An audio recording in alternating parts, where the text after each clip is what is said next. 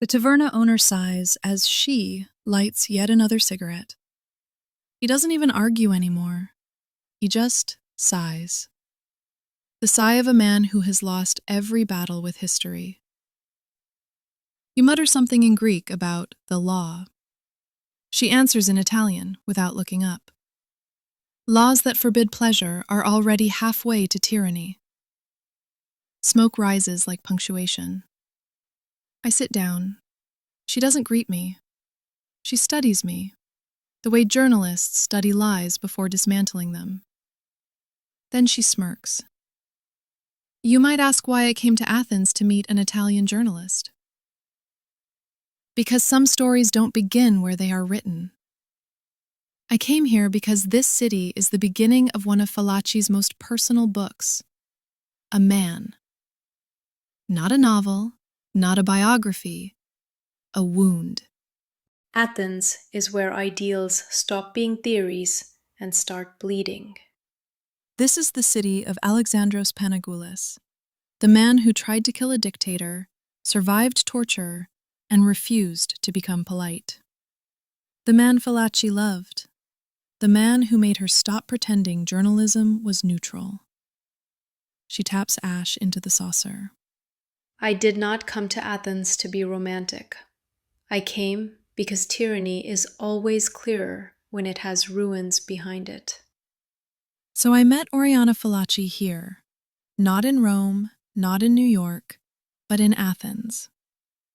Because this is where she learned that freedom is not an opinion. It is a risk. She leans back, lights another cigarette. Now ask your questions, before someone bans those too. What would you say about a U.S. government calling the European Union a dictatorship, but praising Russia and Saudi Arabia as best countries? I would say it is intellectual gymnastics performed by someone with no spine. To call Europe a dictatorship is like calling a salad a war crime. Dictatorships have prisons, not parliaments.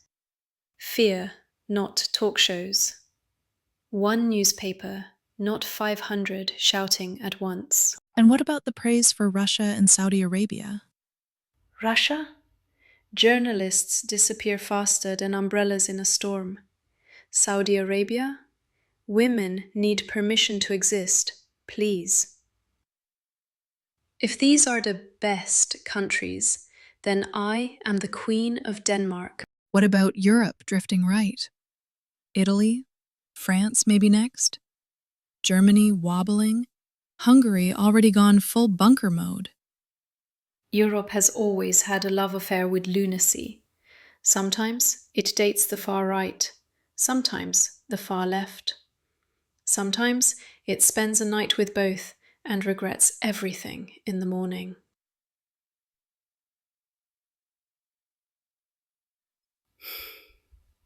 Italy voting right? Italy changes governments more often than I change lighters. France? They do revolutions for sport.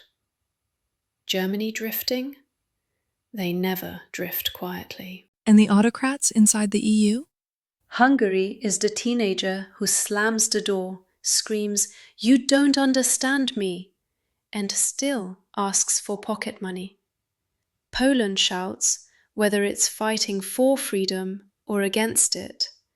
But believe me, a country that toppled an empire with a pope and a shipyard will remember sooner or later. Okay, Oriana. Why do so many people want the Soviet Union back?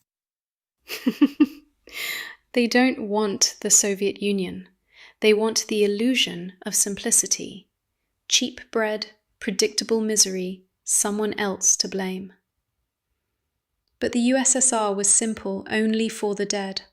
For the living, it was cues, lies, and a life whispered through clenched teeth. Nostalgia is a dictator wearing perfume. So, is Europe doomed?